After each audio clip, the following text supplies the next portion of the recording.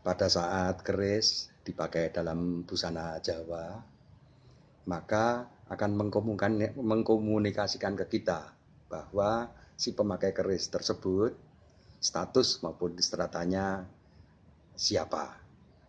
Adapun bilahnya juga menunjukkan karakter atau keinginan daripada si pemakai peruntukan keris tadi untuk apa. Saya Sisi, menurut saya komunikasi adalah sebuah bagian penting yang tidak dapat dipisahkan dari kehidupan kita sebagai makhluk sosial. Dan komunikasi merupakan proses penyampaian makna dari suatu etnis atau kelompok ke kelompok lainnya melalui penggunaan tanda, simbol, atau aturan semiotika yang dapat dipahami bersama. Seperti yang kita tahu, komunikasi itu dapat dilakukan dengan dua cara, yaitu secara langsung, yaitu dengan lisan atau verbal. Yang kedua itu dengan secara tidak langsung, yaitu bisa dilakukan dengan media tertentu seperti bahasa tubuh, tulisan, telepon, radio, media sosial, dan lainnya.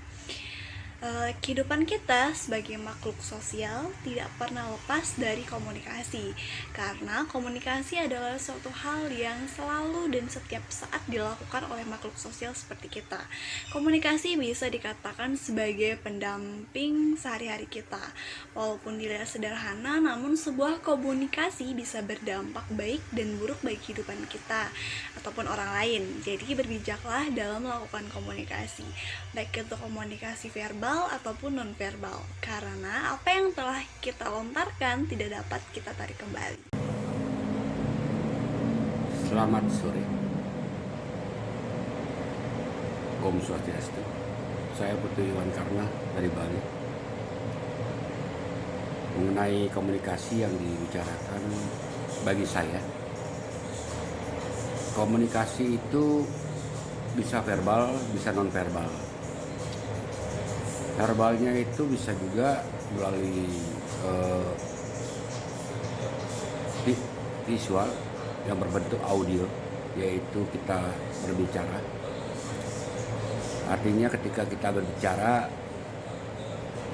di situ pun juga ada bagian-bagiannya, tata bahasa kita, kemudian penyampaian kita, dan semua dilakukan dengan wise atau bijak. Artinya ketika kita menyampaikan suatu pesan dengan gaya bahasa visual, terutama secara langsung, face to face, tatap muka, itu pun ada aturannya juga. Entah itu caranya kita berbicara dengan orang tua, berbicara dengan anak. Halo, saya Dedi. Menurut saya komunikasi itu adalah berbagi informasi, gagasan, atau inquiry.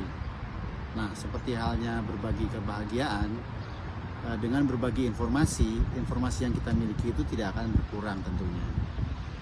Dan juga dengan berbagi informasi atau sharing gagasan itu, bahkan pemahaman kita akan sesuatu bisa menjadi lebih baik. Tapi itu kalau informasi yang di-share itu adalah merupakan suatu kebenaran. Nah, kalau tidak akan terjadi miscommunication atau bahkan gagal paham.